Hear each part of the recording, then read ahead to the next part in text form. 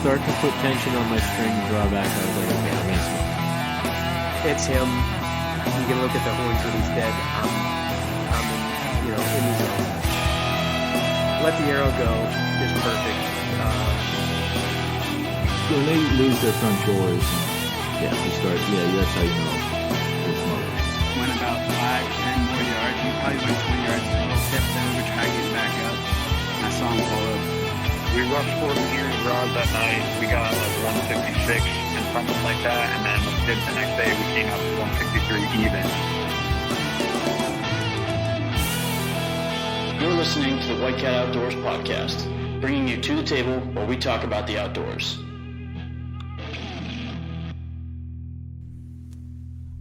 What's going on, guys? This is episode 94 of the White Cat Outdoors podcast. Every week's getting a little bit closer to 100, so keep staying tuned for that.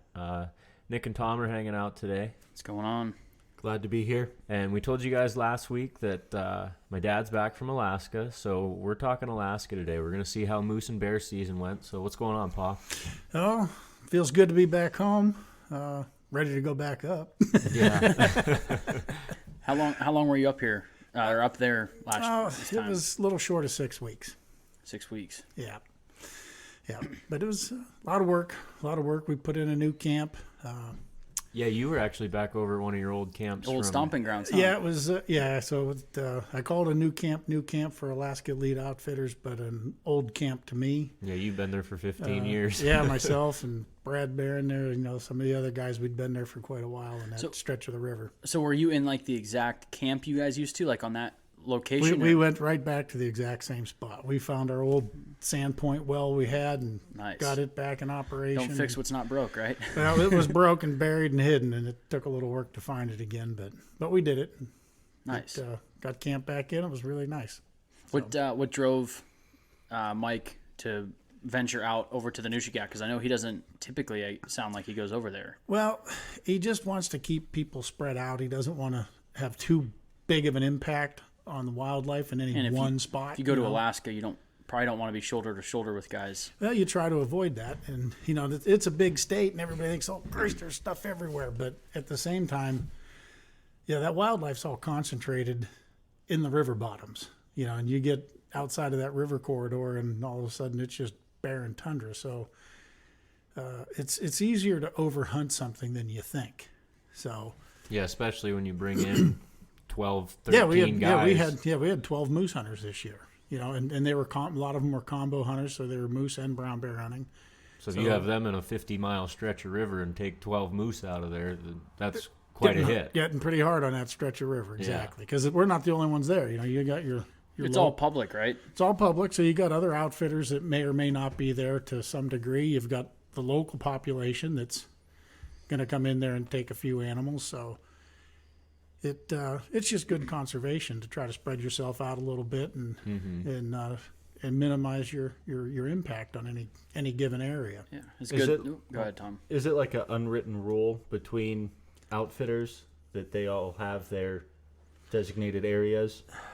No, but at the same time, I mean, some guys are more cordial than others when it comes to that. I personally am not going to go try to hunt on top of somebody else. Unfortunately, not everybody thinks that way. So there are times when you butt heads with people, and when I say that, I don't mean physically, but you find yourself hunting in the same spots. And I try to give a little room and try to be the first one to back out, find another spot. But sometimes you just can't do that. Sometimes you just got to take your turn in a hunting location. So. Yeah, so it definitely helps that you're spreading out on the other river. Absolutely. Convenient that you have so much experience over at the Nushagak that it wasn't like brand new territory for you guys. Curve, correct. Really. No, correct. Like from where I was at on the Nushagak now this year to the nearest camp Mike had on the Mulchatna was 115 miles away. Is that river miles or like the way a crow flies? That's river miles. Okay. So by way of the crow, 40 miles. It's a windy river. 50. It is. I mean, it'll point you in every direction on the compass while you're traveling on it. So I remember, when my dad went up with you guys, he took a couple pictures from their hopper plane of the Nushagak while they were flying in, and you're not exaggerating the way that Correct. literally every direction on the compass you're going to end up going, and you could see that just from him flying over and taking pictures. Yes. So you might be going upstream, and you will point all 360 degrees on that compass while traveling upstream. Easy to get lost, I'm sure. Well, the one thing you want to remember about water is it always flows downhill. Yeah. Takes the easiest path out of there. Yep. As long as you're going downhill, you're going to end up where everybody Somewhere. else does. Yeah. So it's tough to get lost going downstream. So was Mike bouncing around between those two areas, or did he stay more towards the Mulchatna? Mike spent most of his time closer to the Mulchatna. I mean, he's kind of running the show, so he doesn't spend as much time guiding. Mm-hmm. He did guide Jeb. Yeah, yes. We Yes, just had Jeb on a couple weeks ago. Yep. I don't know, were you might have been in Alaska when we had him on. I was up there at that point in time. I think we actually talked about how you were up there getting prepped for, and he was going up there, and I think he hunted with Mike. Yes, he did. But and Mike he was up on the Mulchatna with Mike. okay. But that was the only client that Mike took this past fall. Gotcha. So for the most part, he's, organizing, making sure all the different camps have what they need. Clients are getting where they need to be, out when they need to be. That's out. got to be a full-time job. Yeah. Hearing all of the absolutely. horror stories of, Frank was stuck in town for a couple days. It's just, I can't imagine the logistics that go on with Mike keeping everybody happy. And, It's tough, and you have to be flexible. When you're in that state, you have to be flexible. If you're someone who sets a plan and then expects it to go off exactly the way you planned it, you're going to be terribly, terribly disappointed in the state of Alaska because there is always something screwing it up. I remember Frank mentioned, I think it was last year, he had to get back into, out of Ekwok or something, and they don't, you can't book a flight that leaves at a certain time. If they don't have enough people to fly or a big enough reason to leave, you're gonna wait until there's enough people to go. So you can't. I remember anytime, for the last 20 years of you going to Alaska, it was always, Uncle Frank's gonna be back sometime in October. We don't know exactly when, but sometime in October he'll be back. Nope, and that hasn't changed a lick. I mean, like you said, you may want to leave on the 22nd of September. Hope your anniversary is not the 23rd. Yeah, because if you're the only one that wants to leave Ekwok, you're probably not going anywhere. Start hiking, I guess. Yeah. So, but now we've been told that if you want to leave, you're going to have to take a boat trip up to one of the other villages because that's where they're landing. Well, that's what you had to do last year. You couldn't leave Ekwok. And there was 3 of us. Yeah. They wouldn't come down to Ekwok to pick up 3 people. So you had to go all the way up to That's half the Koliganek. population of the town. Yeah, damn near. So yeah, we had to take a boat ride, for 2 hours up to the next village, and that's like where they were going us to fly driving in. to the Cleveland and then when airport. we got there, they decided they didn't want to fly in and pick up just 3 people that day either. So we got stuck in that village for a day. I'm sure they had a really nice bed and breakfast for you guys to stay at. So. Oh, yeah. Well, we were fortunate. We found someone that was willing to take us in. Because That's the one neat thing that, even Frank was, when you guys are up there, it is such, if you think it's a small town here where we live, but it's real small there. And Frank was able to, head over to so-and-so's house and stay there for the night because, you said, you weren't flying out there. Mm-hmm. Yeah, it was my first year up there. I flew in and literally knew 0 people. I was told that some guy named Leroy was going to be at the plane waiting for me. So I got off and I see all these people. I'm like, anyone know Leroy? They're like, nah, he's upriver. I was like, okay, well, where do I go now? I had no clue what was going on. And the one guy was like, yeah, just come with me and we'll figure something out. And I was there for a day and a half before anyone showed up that I knew. well, that was when Leroy's boat broke down. Yeah. Yeah. So he had to paddle back. Yeah. So Leroy had a 5-hour boat ride to get down to Ekwok. He was a half hour out of camp and his boat broke down and had to float all the way back. So 5 hours turned into 2 days. Yeah, I hope you're not in a rush then. Yeah, exactly. So, yeah, you better be flexible. Yeah. So you went up there. Did you do any fishing at the beginning this year, or was it straight into bear season? Mike had fishermen all summer long. I don't do the fishing Okay. gig. Not that if my clients that are bear hunting or moose hunting want to go fishing, we'll go fishing for the day. But it's not guided fishing. fishing trip. It's just Gotcha. something extra that we'll do if there's time and I don't have something a boat to fix or firewood to cut or something like that. So Gotcha. So I guess we'll start with bear season at the beginning because that's what you guys start with. pretty much after we got camps built, we took into bear season, and my first 2 clients, and actually I just got a gift from them in the mail today. So I got to send a big. I came home. I was like, "What the hell is that?" So I got to give a big thank you to Matt and Bob. They over the top with their generosity, and they sent me a nice little gift and card, and actually Nice. even addressed the card to my wife a little bit. It was really nice, very over the top. But they're both from New York City originally. Bob is living down south now, but very, very, very green when it comes to the outdoors. Best part about that was they knew it, and Weren't afraid to. weren't afraid to tell you, that. And That's the worst when people don't know anything and they think they know and they everything. think they know and everything. then Yeah, no, it's- these guys were green. They knew it, but were willing to do whatever.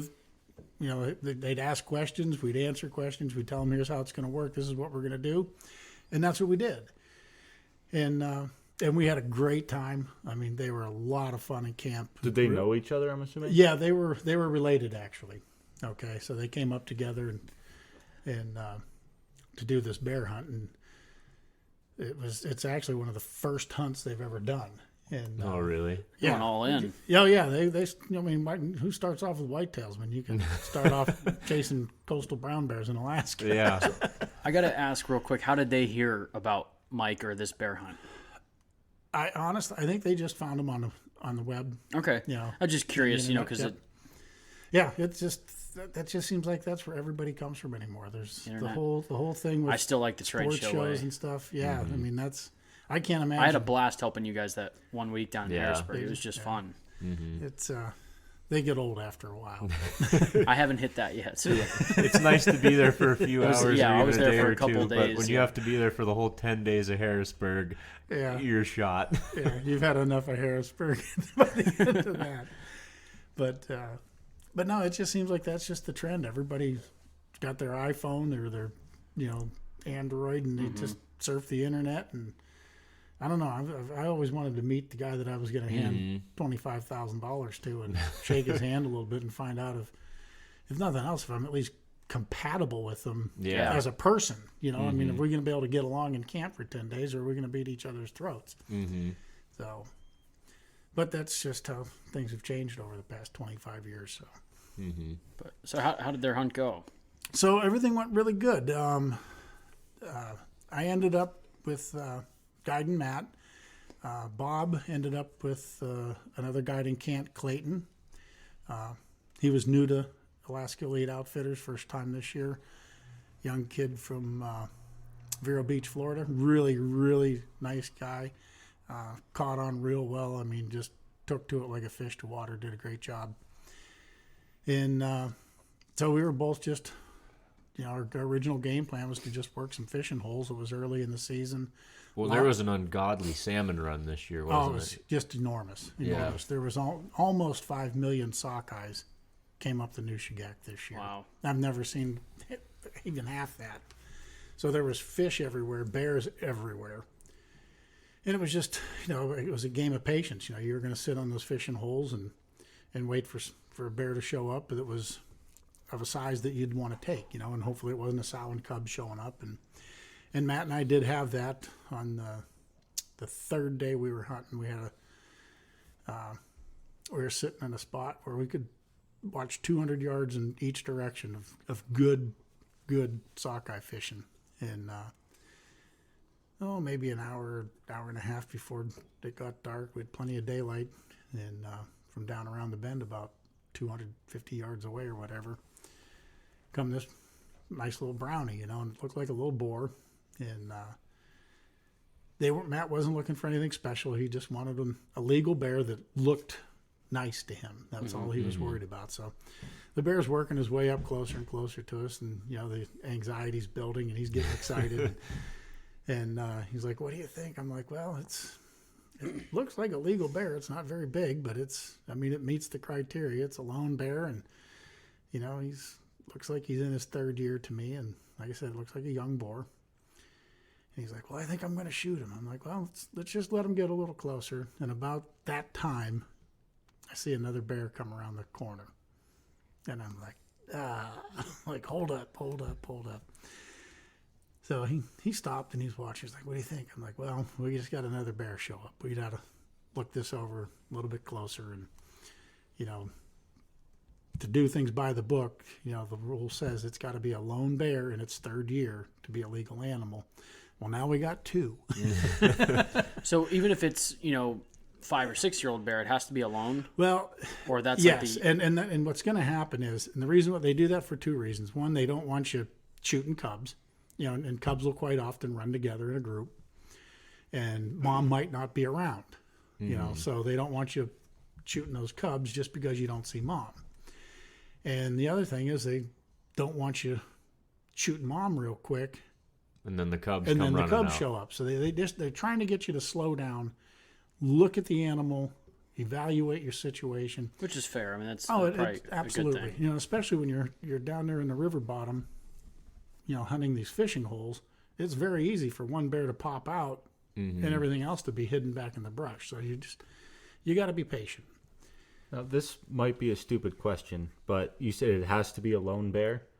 That's the way the rule reads. A lone bear in its 3rd year. So I don't know much about grizzly bears. I don't know how territorial they are. But would you ever see 2 fully mature bears together? Not normally. Not unless they're arguing over a moose carcass. Correct. I didn't know if... I'm not going to say it never happens, but that's very much out of the norm. Okay. And in that which case, if you're standing there and you're looking at 2 8-foot brownies, those 2 bears are both legal animals. Okay. So, but again, like I said, they're the whole idea, the whole concept is to get you to slow down, pay attention to what you're shooting. Don't just start flinging lead at the first brown bear that shows up at the fishing hole. Well, is it like similar to deer hunting where like first hour of light and last hour of light are your best bet? Absolutely. So we're watching these 2 bears start to work their way closer to us, and then a 3rd one pops out. And they're all about the same size, and I'm looking going, boy, I think that's just all 3 cubs. Well, then the sow shows up. So it's a sow with 3 cubs. 3 cubs, and they're pretty much the same size as she is. They're they would all be legal animals by themselves, but they're that little family group, unit. And Matt was looking at me, he was like, well, what do you think? I'm like, we should let these animals walk. I said, if we shoot any one of those animals, even if they are legal, to the letter of the law, they're in their 3rd year, you're just asking for a problem with the other one. So it's sow, 3 cubs. We're just going to let them go. They're not a big It's animal. not a trophy bear, yeah. Correct. I said, it's early in our hunt. We're going to have more opportunities. They got up to about 100 yards from us, and he was taking video of it and stuff. And at that point, I kind of stood up and ran him off. And it brought our hunt to an end for that evening. But it was a nice experience, And At least you got to see something cool. Yeah, you got to see some animals and interaction and watch them fish and chase stuff around. And it was a lot of fun. So then day 3... No, that was day 3. So day 4, we went to another fishing hole that I always like to fish. And we get set up there, and I don't think we were there an hour. And up around the bend of the slough, you could hear a bear come splashing through the water. But we couldn't see him. There's just enough turn in the slough that we couldn't see where he was at. So we tried moving up a little bit to try to see him. Well, then he came out of the water, and he went real quiet for a while. We couldn't hear him. So I was concerned that he might be coming down the bank close to us, because that's the side that he was on. And I said, let's just slip back to where we were sitting.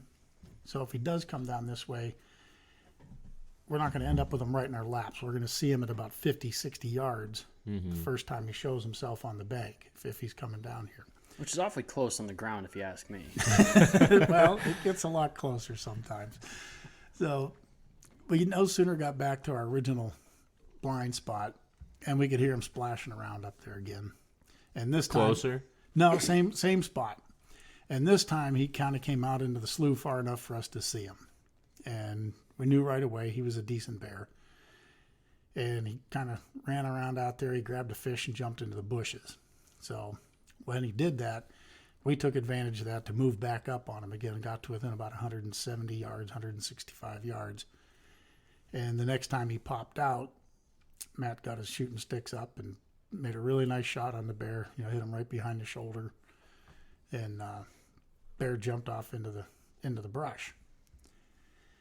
So we felt pretty good about the shot, looked good, and we had about a half hour, 45 minutes of daylight to go, closer to 45 minutes.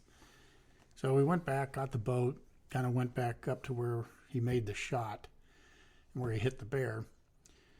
And we were looking at it, and it's like, well, he went in one of these two paths. You know, they were pretty close together, and we weren't sure which one he went in on, but kind of waited for half hour or so, maybe a little more. And I was like, you know, I need to just make sure I know where he ran in here. We're probably going to have to wait till the next day to go find him. But if he's just inside the bushes, we'll find him here real quick. If not, Come back tomorrow. We'll come back tomorrow. But I want to just make sure I know what trail Get he a ran. mental note of where he is. Get some kind of sign that Drop of blood or something. Exactly. So I walked into one path and I followed it for about 20 yards. And I didn't feel like I was on the right path, you know, but once you get off the side of them sloughs, there's bear trails all over the place. It's There's nothing beds but. all over the place. There's dead fish all over the place. So I'm just trying to evaluate what I see. And I kind of get into this area with a bunch of open willows and tall grass. And it's almost dark at this point, correct? It's getting close, yeah. We're running out of daylight. And I'm standing there next to this willow bush in this grass that's about chest high, and I can see where something ran kind of underneath this willow bush through the grass, and it looked really fresh, but I saw no blood. And I'm like, boy, I really feel like that's where he went. But I didn't feel like he got there via the path that I just took. Mm-hmm. So I walked back out to the boat where Matt was at. I came back up the side of the bank a little bit to where both of us felt that was really where we thought he went in at. I went in there and the tracks looked a little fresher. You could see where the dirt was turned up a little bit. I found some really fresh scat that had just squirted out of them, but no blood. You know, and I kind of followed that, and it took me right back to that exact spot I was standing. So now I'm like, now I really feel like that's the spot He's he right went. there. You know, he went through there. I'm almost certain I'm at the right spot. And I feel like I got there via the right path this time. Mm-hmm.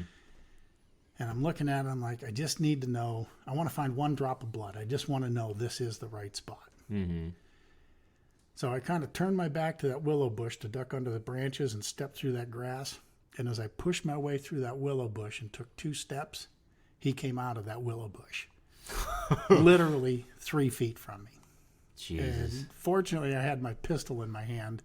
Yeah. And as fast as I could spin and start dumping rounds out of that pistol, it was spitting bullets. Like the Wild West, just start pulling the trigger.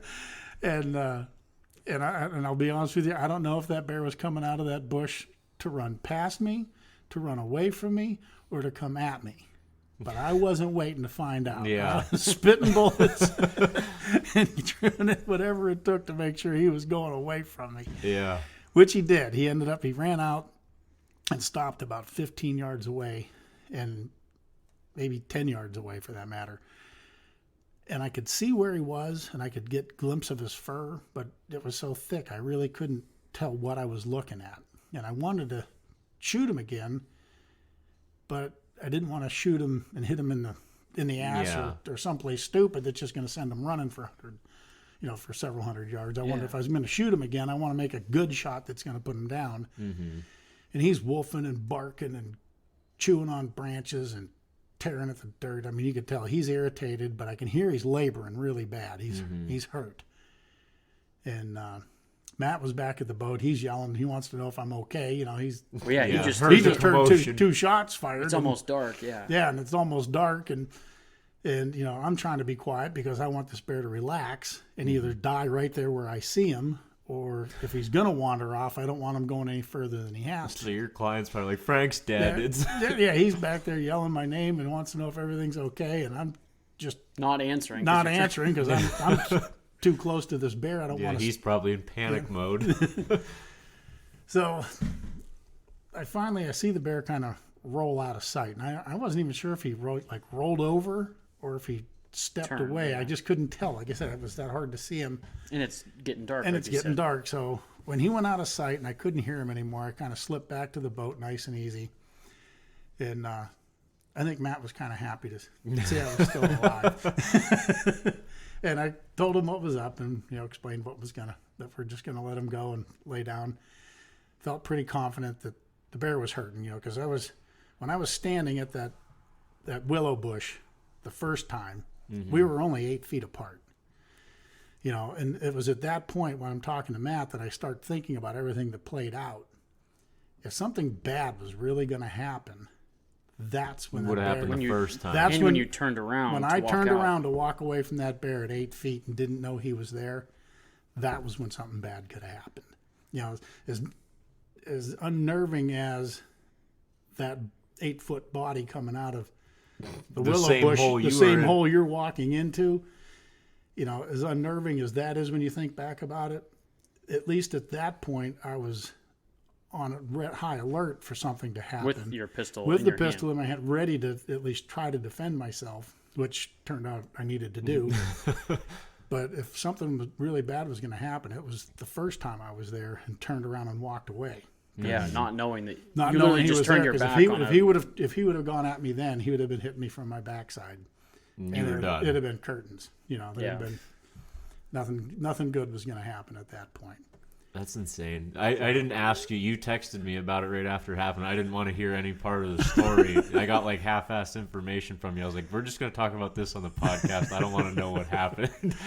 Yeah, not like I said, it's you don't get scared when it's all taking Yeah, I feel place. like there's no time to no, get there's scared. not. And you're- adrenaline's probably pushing there you is. through I mean, everything. you're going into the bush. I mean, and you've already ran all the scenarios through your head. You got to be alert and stuff. So you're always thinking of that. Yeah, you're ready for it to happen, Right, but You think you're ready. Right. You Yeah, I think, think you you're think you're ready. That's a better way of putting it. You think Yeah. you are. But it's when everything plays out and all the things that can go wrong, and the things that can go right, and it's all over said and done, and you're sitting back at camp thinking about it. That's when you really get go, holy that shit. shiver up your spine. I know how quickly I can get spooked by a raccoon walking out of my stand at night. Yeah. Like when Well, you're. you had a bobcat attack Yeah, I one did. time. And I shot once from the hip, and that was it. I mean, Yeah. I left Still without a gets scratch. your adrenaline oh yeah. up. Yeah. But I mean, this was like a really big bobcat. Yeah. So, and just to put things into perspective, that bear come out from me at about, like you said, 3 feet, and I got 2 rounds out of that pistol at it as quick as I could. I only hit it once. Oh, really? You only hit it Only one hit time? it once. I have no idea where the other one went. And I will say this, the one bullet that I hit him with hit him right on the shoulder and ran down his rib cage. and Didn't even was- go in it. No, it went under the hide and down along the rib cage back towards the guts. So I do know that when that bullet hit him, and I don't know if that was He was one or coming two, at you. he was at least Turned your way. facing me at that point. Straight on, yeah. Exactly. Because if it's going to Yeah. go down the rib cage into the guts, it had to, It had to be he facing had to at least directly be at you. facing me at that point. And I'm not saying he was pouncing at that. I'm just saying because, like I said, everything happened so fast. Yeah, they can make their own assumptions from that, but Correct. physics is showing that. I can at least tell you where one bullet went, and I can tell you at 3 feet I missed an 8+ foot brown bear with one of my rounds. So anyone who thinks you're perfectly cool Yeah. and all that stuff goes down, I'm here to call bullshit. Yeah, your first shot was probably like at the ground as it's coming up. And or it's something. very, Just a panic. Squeezing the trigger.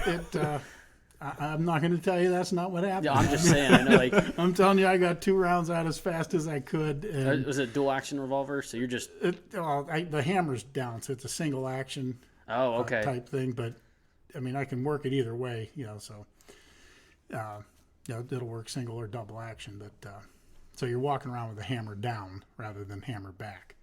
Gotcha. That's a safety thing. And trust me, you don't have any trouble finding the strength in your fingers. To Just pull that trigger. Yeah.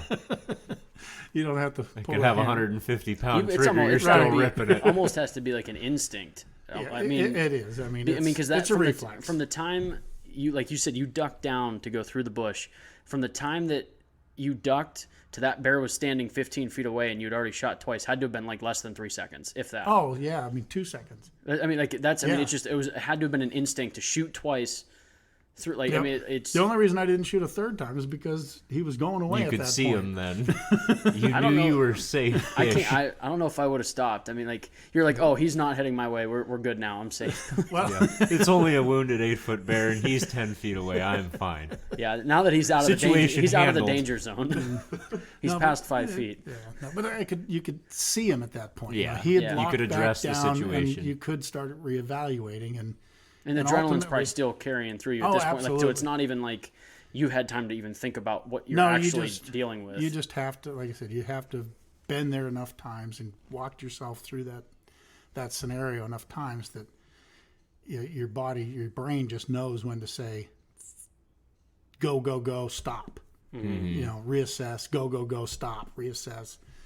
And so anyways, we get out of there and head back to camp for the night. And, obviously there's 1,000 questions going through Yeah. my mind, the client's mind, Matt. Mind you, this is like his first hunt. it is Yeah. his first time. Just to in the- reiterate that from the beginning of the thinks this just story. happens all the time. In the end, when all this finally plays out and they're getting ready to leave camp, he tells me that that's the first animal he's ever killed in his life. Wow. Yeah. So he started right at the top. Yeah. Yeah. he's Whitetail gonna- will never impress him. No. He's going to be this- hard pressed to be impressed he- by he did- anything. He did send me a couple of pictures.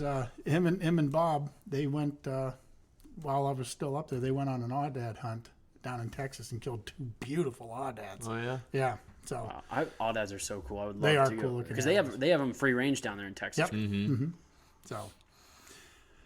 So anyways, the next morning we go back and get back there, and Clayton came up and Bob came up. So the whole camp's there. We're going to go look for this bear that we know is wounded. We're still not 100% sure how good or bad the hit is, Because you at this point didn't know where you hit or the client. or and I felt good about Matt's shot. I mean, he really took his time. I mean, he was, like I said, even though he was green, feel like he even was those doing new doing hunters, things right. I think are better because you don't have like bad habits yet. Correct. Yep. No. He was just doing what he was told, and I mean, he was very steady, very patient. He didn't rush anything, and it really looked like he made a good shot on the animal. So, and the fact that the bear had laid up 30 yards away, had I not kicked that hurt. bear up, He I would've think been we right would have there. found him right there the next morning. But you wouldn't have a cool story. Yeah, I've you been good without the cool story. got to go poke the bear once in a while. You got to do it for the podcast. So we get back and we let Matt and Bob stay at the boat while Clayton and I kind of went in. I bet you he had no problem with that after what happened No, the they night were before. pretty good with it. You mean we'll just stay here while Yeah, they're pretty happy to just let us go wander around in the chest high grass and willow bushes that were 12 feet tall. And, and we turn our GPSs on so we can kind of track everywhere we go because it's so hard to smart. see. Whitey's been up there; he knows how you hard can't it is see to across see. the room. Right. So, you zoom your GPS way in, and you just try to keep making little circles and zigzags and cover as much ground as you can.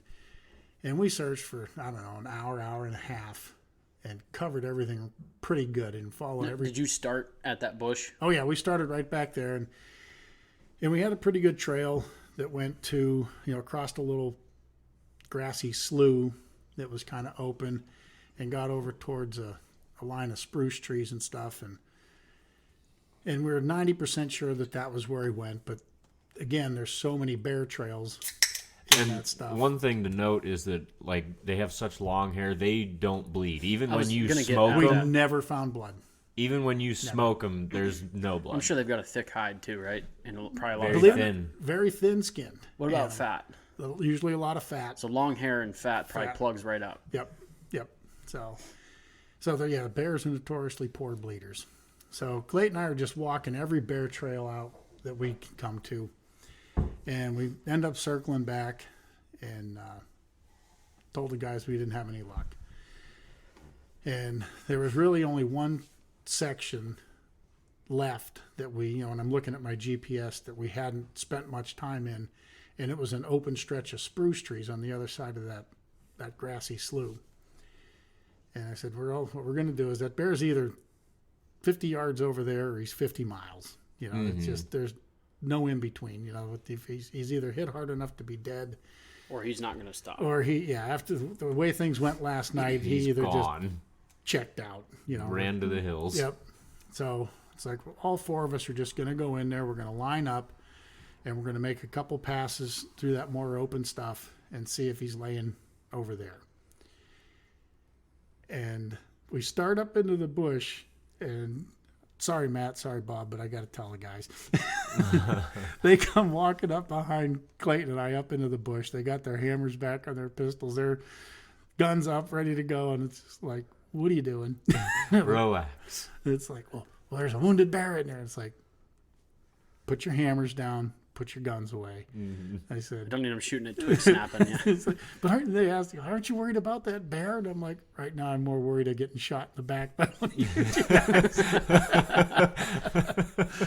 So, but they were just, like I said, they're so new to, they're just very nervous, and understandably so. Yeah, you Especially almost after got- what happened yeah. last night. Exactly. I think anybody Exactly. that wasn't Right. you would have been thinking the same thing. Absolutely. So, like I said, I'm kind of teasing them a little bit, but trust me, I understand where it comes from. So we get up in there and we kind of line up where we wanted to get to, and we didn't walk 20 yards. And there was his bear. Who laying spotted there. it? I did first.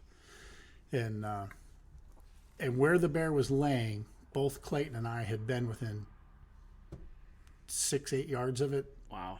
2 or 3 times while we were searching, and never saw it. And it was in the wide open, but there was like where we had come through a there. wall. You Well, were there's in a the big thick. dead spruce tree that kind of fell down over the trail, and we kind of walked the trail On that the we wrong thought- side of it. Well, we thought we were on the right path. Like, man, I know this bear was here. This looks like the most logical spot, and it goes right to this big dead rotten spruce tree, and there's no sign of the bear going through it. No sign of anything going through it.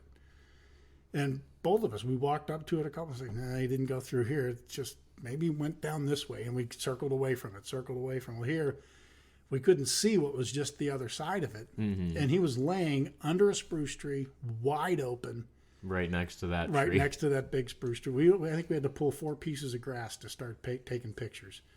It was that open where he died. But he had died. He had gone in there, turned around, was facing his back trail when he expired.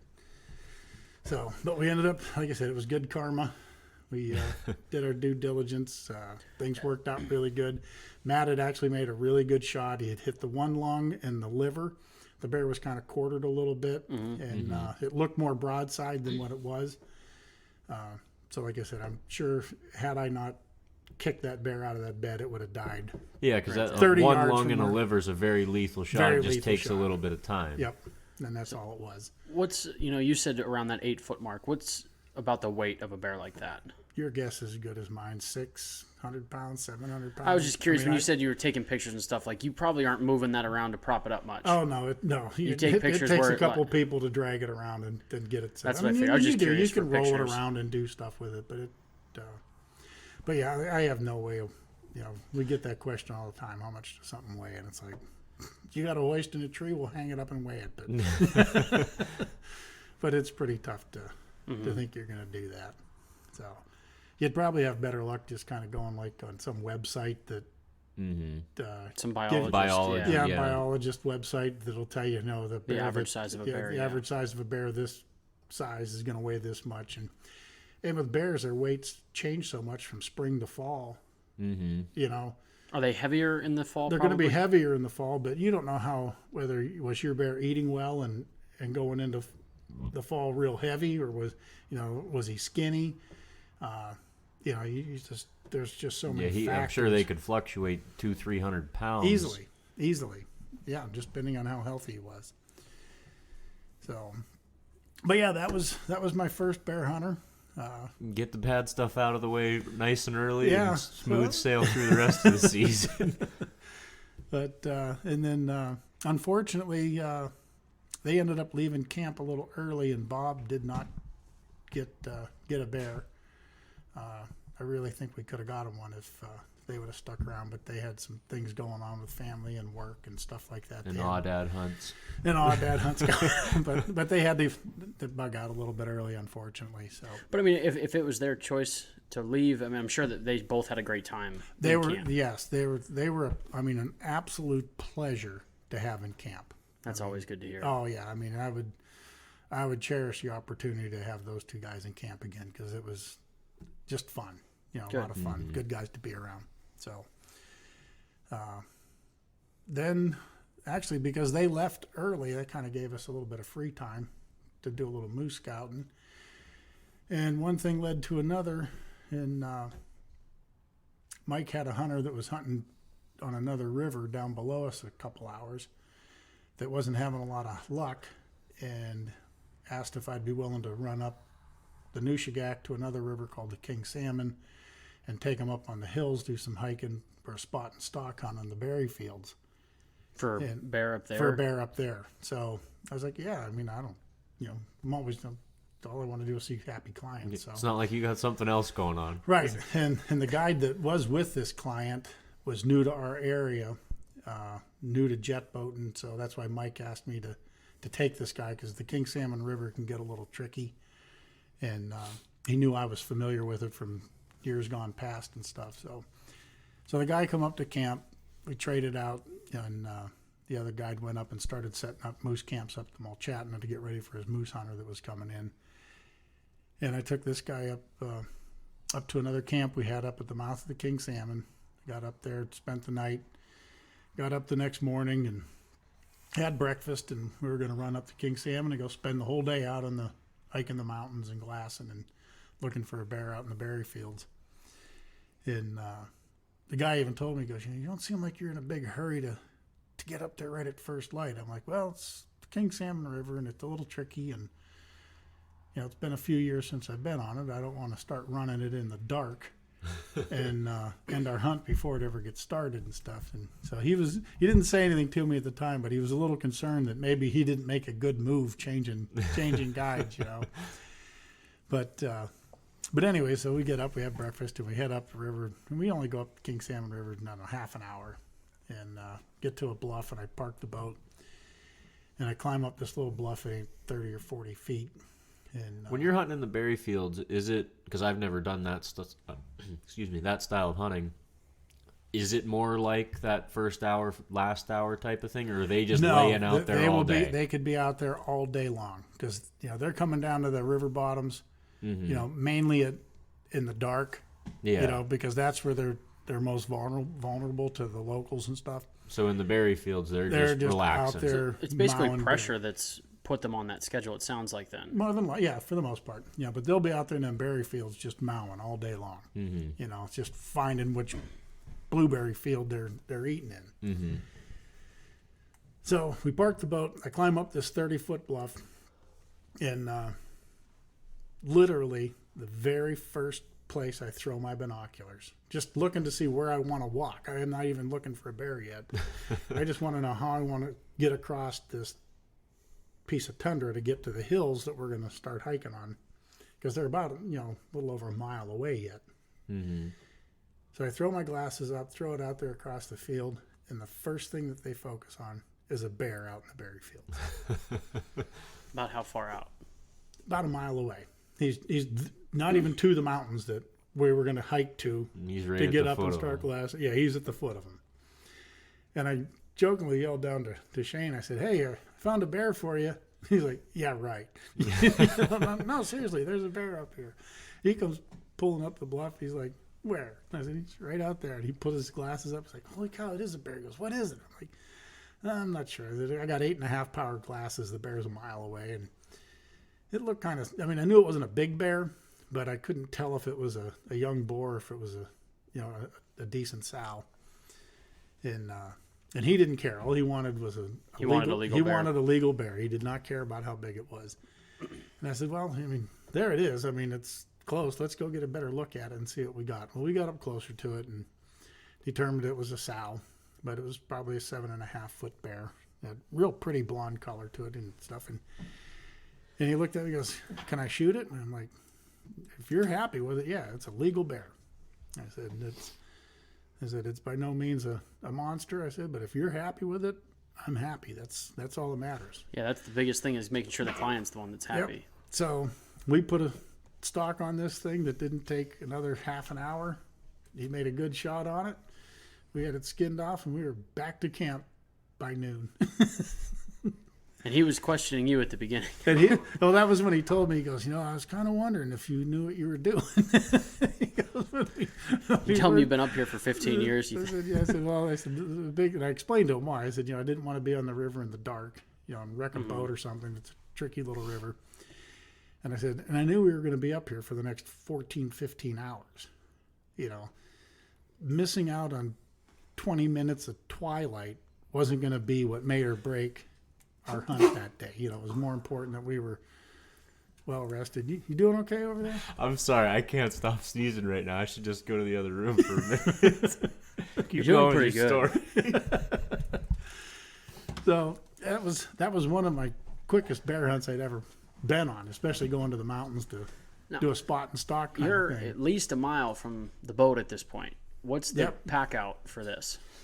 The route we had to walk was probably a 1.5 mile walk.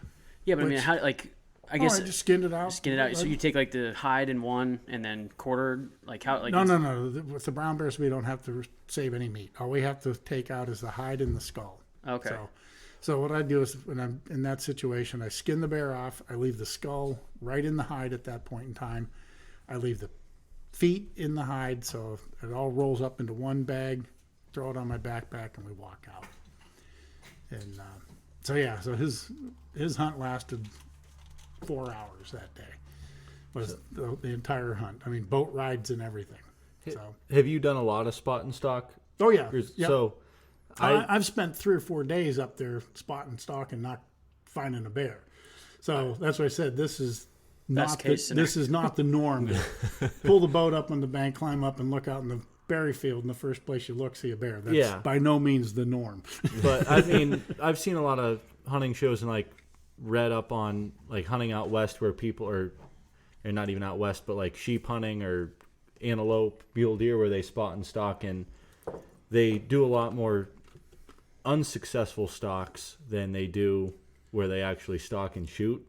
With grizzly bear, if you see a bear that you want to shoot and start to stalk, ballpark, what percentage would you say you're at? I'm not going to speak for everybody, but for me, I bet if I put a stock on one, we are at least going to have the opportunity to take it. We may change our mind when we get there 75% of the time. It's a pretty good percentage. Now, they probably because you were the hard part's finding one first. Yeah. And and for me, I tell guys this when we start putting the stock on, because you're out there in the tundra a lot of times or them open berry fields and not a ton of cover, huh? There's no cover. You're using the terrain for cover, because the berries are knee deep. That's it. So you'd have to crawl if you want to stay hidden. So sometimes you're just walking to them. And what I try to tell guys is you can always tell where a bear's attention is because his nose is pointed right at it. His eyes look right down at his nose, and his attention is right off the end of his nose. So if his head comes up and it's looking around, it's looking right where his nose is pointed. It's not like a whitetail that can see everything. Who's got, eyes working independently, 2 ears working independently. I mean, their radar is going off in 300. It doesn't matter what direction their head's pointed. They're looking and listening to everything. That bear's attention is right at the end of his nose. So when his face is down in the berries eating, you can walk. If he starts to pick his head up, stop and crouch down, become part of the terrain. And then you can. It's amazing how close you can get to him if you keep the wind in your favor. Mm-hmm. And ultimately, when we're not successful, it's usually because we got wind shifted, swirling wind or something like that. When you got that day that it's a nice steady 10 or 12 mile an hour breeze, And it's just hitting you right in the face. It's hitting you in the face. That's perfect. Those calm days where you can just feel that wind shifting back and forth and doing a little loop, those are the tough ones. Now, bear, do they use wind like a whitetail would? Like to position themselves? Their nose will put a whitetail's nose to shame. Well, I'm saying like a whitetail a lot of times will use the wind, to maybe enter a field with its, like, do bear use that on the berry fields, or is it just so big where when they're out in the berry fields, they're out there eating. Okay, so they're not. It's not. I guess it's not a food plot or a field. Might be 300 yards by 300 yards, where this is 300 miles by 300. You get them down on the river bottom, and they're working those fishing holes. They'll work those with the wind in their favor. Okay, but all right, I got what you're saying. Yeah, you're out there on that open tundra, and then you have to remember you're at the top of the food chain now too. So they aren't quite as skittish as a whitetail deer. Yeah, they don't have any predators. Just people. Yeah. People and other bears. So, and and big bears act like big bears. They don't worry about much. So, but so that was my second moose hunter, and Bear hunter, rather. And then we got into moose season, and that was where all my luck went to hell. Sounded like nobody had luck during moose season. Moose season was tough this year, and I couldn't find one to save my life. And we hunted and hunted and hunted. I mean, we put our time in. Two fellows I had, they were from California. One had relocated and retired to Montana, but they were California boys. And really nice guys. I mean, real nice guys. Enjoyed them in camp. But it was just, it was one of the quietest years I've ever seen for moose. They didn't want to talk. They weren't moving. It was like that for everybody. And you're up there for so long. It's not like, you didn't see that maybe the rut hit a week later or something? No, because even after, I was there for another 10 days. That's what I mean. So it's not like you guys, the moose season missed the rut. It never got moosey. I never smelled a ruddy bull. I never found signs of them raking bushes. I never found wallows. It was just quiet and flat. Was weather different this time, or it was warm? Because I know when my dad went with you guys, it was warm and it was very slow. Yep, and so that never helps. And a lot of us, you talk to the other guys hunting in the area, some of the locals and stuff, and everybody was getting kind of frustrated. And we were, after a while, you just start throwing anything out there for an excuse. We had a lot more bears in the river bottom at that time of year than we normally do. Mm-hmm. And I think a lot of that was because of all the fish that were in the river. Mm-hmm.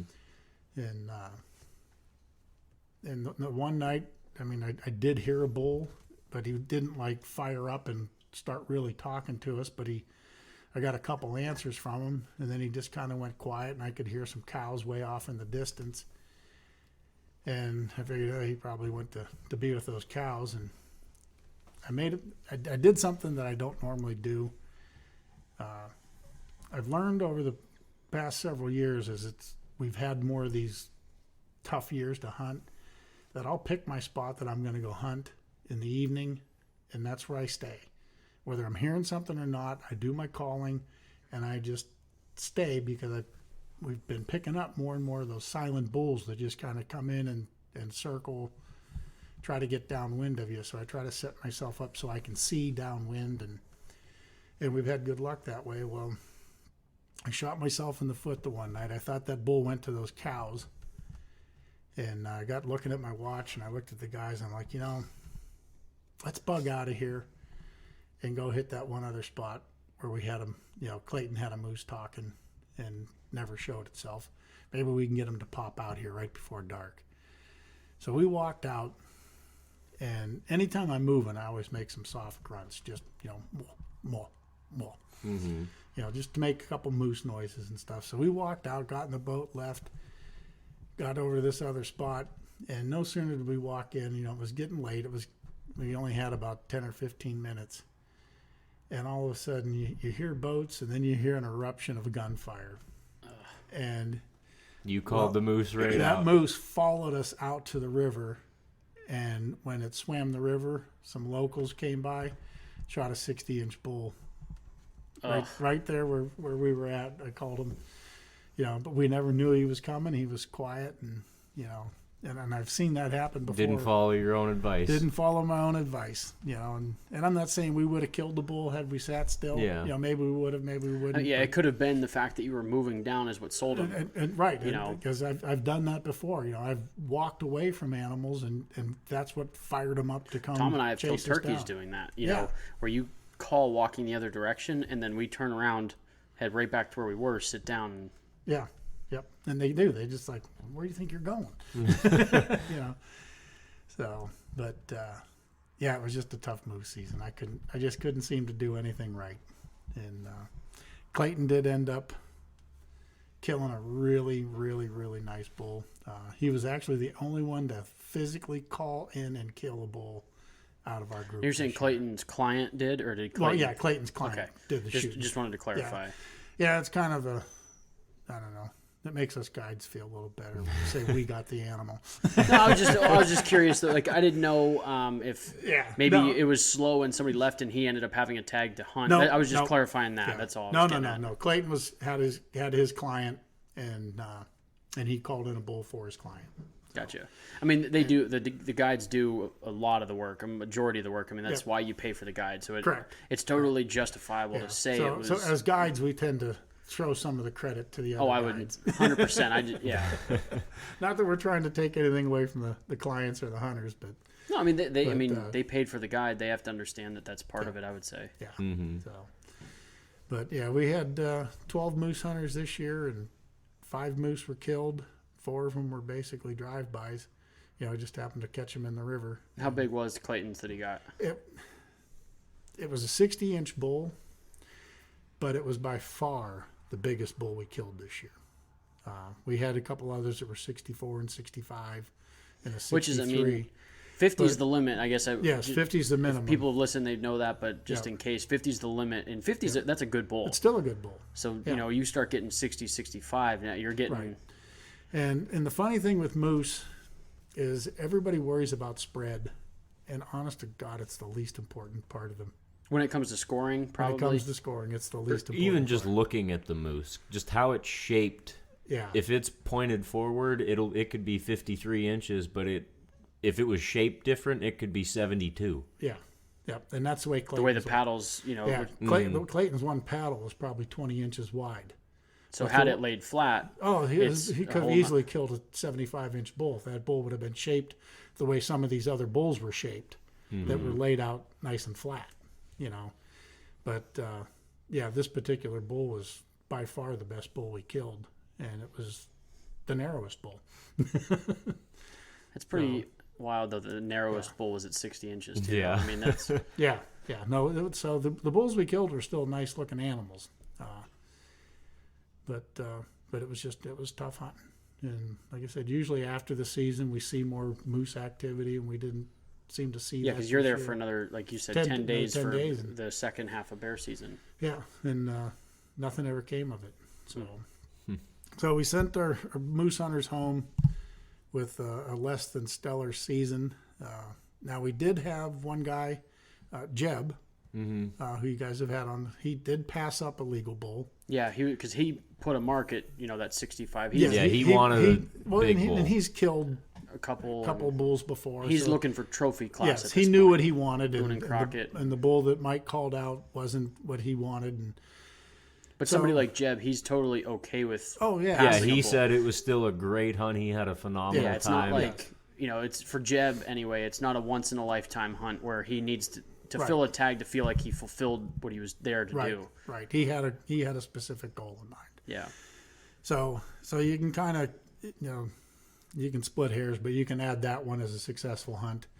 And then Brad had a client who failed to kill some one missing. That happens. Yeah, they rode up on one in the river, and there's a whole story to that as to what so went really, wrong and you're why talking. it went wrong. You're actually with those two, you're above 50%. Yes. And if you think about it, what other hunting do you have over 50% odds? Right.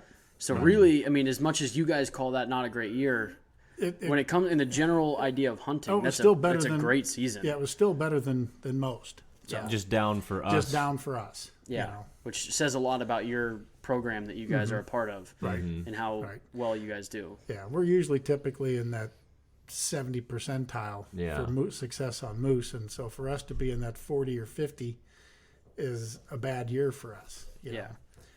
know? And Which I mean, I don't think I don't kill a buck 50% of the time. right. So I mean, really, like I said, I don't.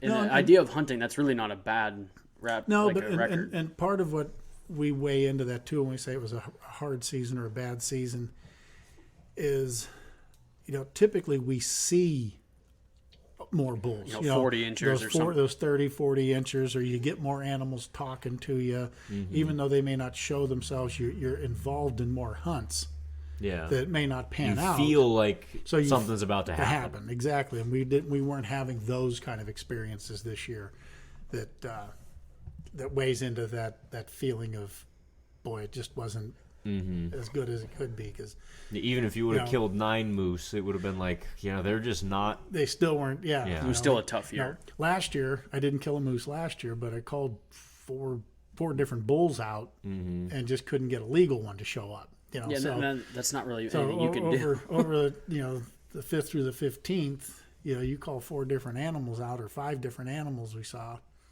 That's pretty good. Yeah. Yeah, so you at least felt like you were hunting all the time. You Felt were, like you were in the game. Yeah. yeah, and we had other bulls that were talking. Well, you were with us the first Yeah. morning when the planes flew over us twice. Yeah. And had and bulls in- going both times. both times, and planes circle overhead and shut up. it right down. So, at least you feel like things are getting close at that point. So, but and then our last hunter of the season was another bear hunter, and he was a tough luck hunter. He was telling us stories of everything that's ever gone wrong on every hunt he's ever been on, and from lost trophies that he shot in Africa to things that went bad on a brown bear hunt in southeast Alaska, and the bad outfitter and this, that, and the other thing. And all I could think of is, holy cow, we just got the world's most jinxed hunter in the world. So it's going to be worse than your first hunt. Yeah, this is You're gonna- actually going to get smoked by the bear this This time. is going to be terrible, But he comes into camp, and our game plan was the first morning we were going to take a ride up, and there was still a lot of fish in the river, so we were going to try to do a few days still hunting in the river bottom, maybe hit some fishing holes yet, and go up and see if Clayton's moose kill had been hit, because we're allowed to hunt over top of those moose kills. And we were losing water real fast in the river, so we wanted to go to Clayton's moose kill first before we couldn't get to it anymore. So we get up the first morning, and our plan was to go up there, inspect the site, get a blind built on it, and get ready to hunt that evening, that afternoon and evening up there. So we run the boat up, park the boat where Clayton had packed the moose out too, and it's only about a 200-yard walk to where the kill site was.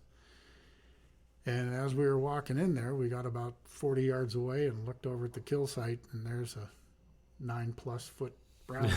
Which that's a good bear, right? Oh, That's a monster. fantastic. It's a dandy. For our area where we're at, we're not on Kodiak, we're not down on the peninsula. When you start killing 9.5 foot bears, those are really good bears In for that area. for our area. And how long does it take you to walk 150 yards across the field? Not very long. That's how long the hunt lasted. We looked over, the bear was there. The bear stood up. Guy shot it square in the chest, ran 20 yards and piled up. So his luck finally broke his streak, It huh? broke his streak. Yeah. So we spent more time walking back to the boat just to sit down and talk and give the bear time to Expired. expire than we did anything else.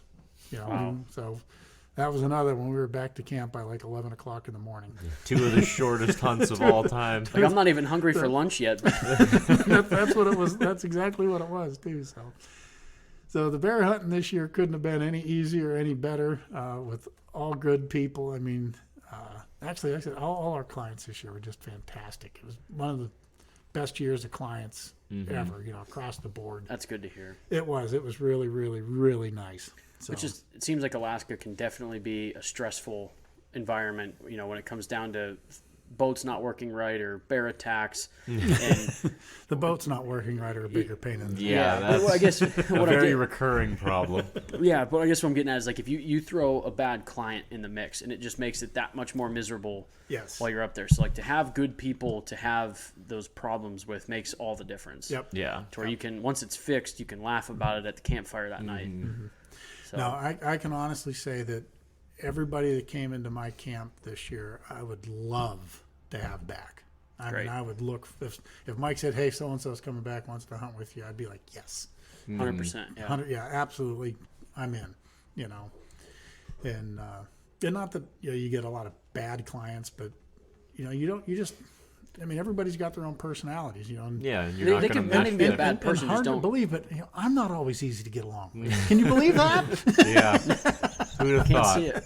That's they might not even be a bad person. Just they just aren't compatible with you. Correct. And Exactly. Nothing on them. Just No, it just Sometimes it works that way. Yeah, your personalities just don't line up, or you just can't find enough things in common to. don't Yeah, laugh at the same jokes. Even Yeah. Yep. So, but no, like I said, I'll look back at this season fondly, and it was enjoyable. I wish the moose season could have been a little better, but. Did Mike have any comments or anything on your close call with the bear? I mean, is that Did you get an extra couple $1,000 for that one, or that was a sorry about you? No, Mike was just like, well, I'm glad you're still here. we're gonna need you next year? So Yeah. I didn't know. I mean, that's obviously I can't imagine that's a very common thing that happens, but it is Alaska. So I'm not the first guy that's Yeah. had a close call with a bear. So, but in the end, but I mean, you've been doing it for pushing 20 years, and that's your closest. that's right? my closest. The one before that was on a moose kill we walked in on, and that one died at about, I don't know, 10 yards, 12 yards, and it was coming at us, but we saw it. So that's coming. why at 15 yards you were like, I don't even bother shooting at him. Yeah. And honestly, I didn't. That one, it was coming at us off the moose kill, and my gun was up, but I never pulled the trigger. I let the client still do the shooting. Now, it was getting pretty close to me pulling the Really gun. Like, hey, you thinking should about really pulling the shoot right trigger. It was like you're There's running not out of there's time. not another moose carcass behind us that he's going to. Right. Like we're the point of next interest. stop. So it was. But like I said, when you're there, you're evaluating everything, and and albeit it was close, I never felt like that situation was out of control. That sounds hard to believe sometimes. Oh, for an outsider, I even myself, I'm like, Seems a little hairy. Yeah, but I've talked to quite a few people over the years that have been bit by bears, and the one thing, more bark than bite. well, the one thing they all had in common across the board, every one of them I've ever talked to, all made one statement that was across the board true, and that was they all said, "I never knew the bear was there until I was in its mouth." Wow. So the bear you see Ain't gonna bite you. ain't the one that's the problem. So the one in the bush that was coming out 3 That's- feet, that was the one that could have and gone that was wrong. the one that when I turned my back at 8 feet the first time, Yeah. that was when I was most truly Vulnerable. most vulnerable. Because when I turned my back to him, that's when I let my guard down. Yeah. One lunge and he's on you. Absolutely. And then I would have known that bear was there when I was in his mouth. Mm-hmm. So you had you had that close call, and then you talked about years ago had another one. So I'm assuming you've had archery hunters come into camp. What changes with your setup and dynamic because they are so unpredictable? You don't know. Shooting an arrow at an animal charging you is not nearly as effective as a 357. Yeah, and that's not going to happen. When a guy's holding a bow, If he charges, you're going to shoot. But I guess what I'm Yes. getting at is what changes for your guys' setup to make sure it's as safe as Alaska wilderness can be. well, you just have to play your wind far more crucially, because now you're trying to get into his personal space to get that arrow in there. We do try to use tree stands from time to time if we can, but Okay, that makes sense. But they're not always a viable option. Sometimes you just have to park yourself on the ground. Now, is something like maybe shooting 60 yards with is that a little far? To me, that's too far. I would like to see you shoot 40 yards. Okay. You know, and not that you couldn't kill one at 50 or 60. I just have a hard time putting that much faith in somebody I don't know Fair. to put a good shot on that animal at that distance. And it's not that I don't think there's people out there that can do it. It's just I've Stuff's watched. different. You've in worked the with a woods. lot of people that. Yeah, You were telling me about the one guy you had that I think he was a longbow or recurve shooter, and he would drive tacks all day long, and then he missed a moose at 8 yards. 14 yards. 14 yards.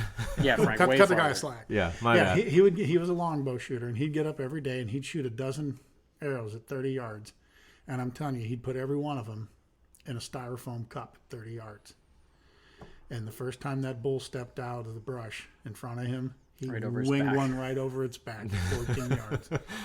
You know, and you've got a target that's literally the size of a trash can lid. I mean, anybody Yeah. that's ever hunted knows that feeling that hunter felt. Oh, though. for That's, sure. I mean, yeah, I'm not like knocking yeah, him no, or I know anything. you're. I'm I just know saying, you're not. me, I'm just no. throwing it you out could there. be the like, best bow shooter, but when that animal steps out, you don't know what's about to happen. I don't care how good you are at shooting paper targets. It's not the same as shooting live.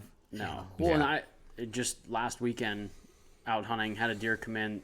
He never got closer than 70, but I knew I wanted to shoot.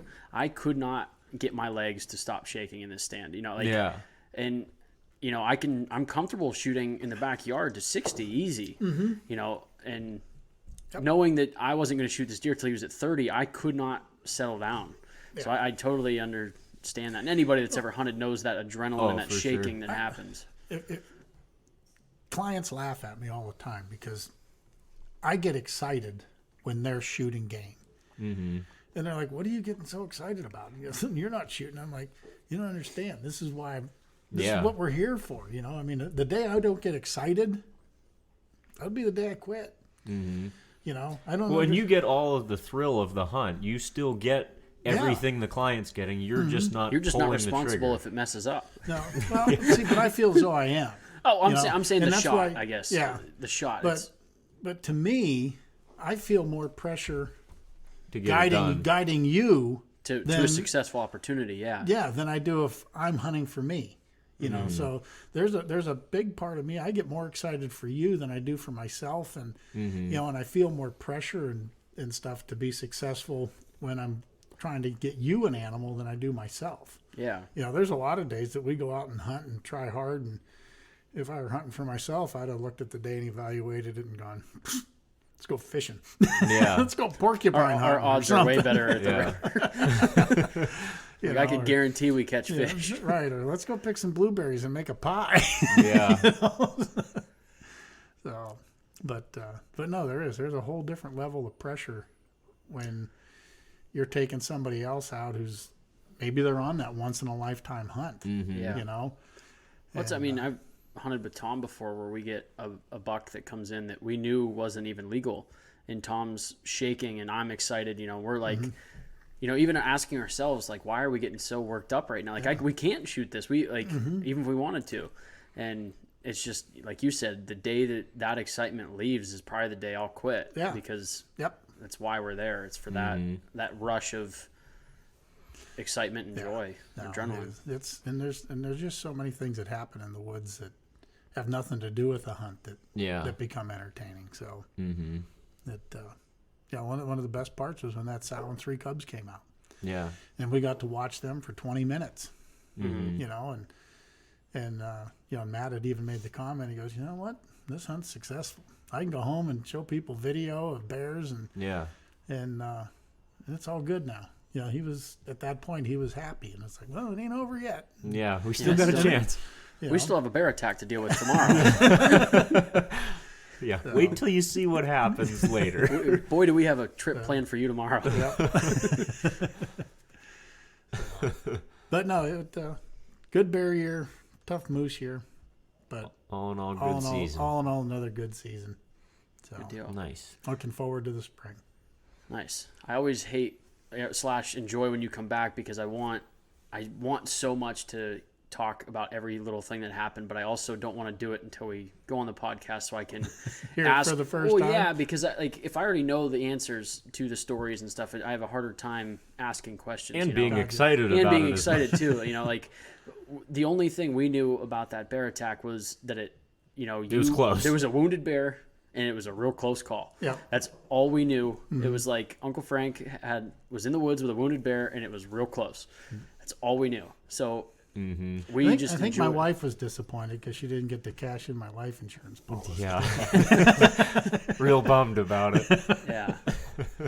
But no, there's never a boring year that you've come home from Alaska or it's like, nothing Nothing really happened, yeah. This was just, No, there's just always- a routine year. There's always something. Always good stories. Always So good stories. I always look forward to it, to hear it. And now that we do the podcast this is the second season of Moose that you guys have been in for, and it's just been really cool to get it recorded and let other people hear about it, just because I know how interesting it is to us. Yeah. So, Yeah, I hope everybody else enjoys it as well. So, oh yeah, the Alaska episodes always go over really well. do they? It's Actually, pretty easy to listen to people talk about almost getting attacked by bears. So, Well, hopefully we don't have those every year. yeah. Yeah. Those will be a special one every couple of years. Yeah. Well, hopefully the next one's with somebody other than me. Yeah. See how Brad handles it or something. Yeah. We haven't had Brad on in a while, since like 6. Yeah, it's been a long time. We were in Has it been that Harrisburg. long? Yeah, Yeah. has it been that long? For, Almost 90 You need to episodes. get Brad on. Let him talk about his hunt this year. Just keep it anonymous. Yeah.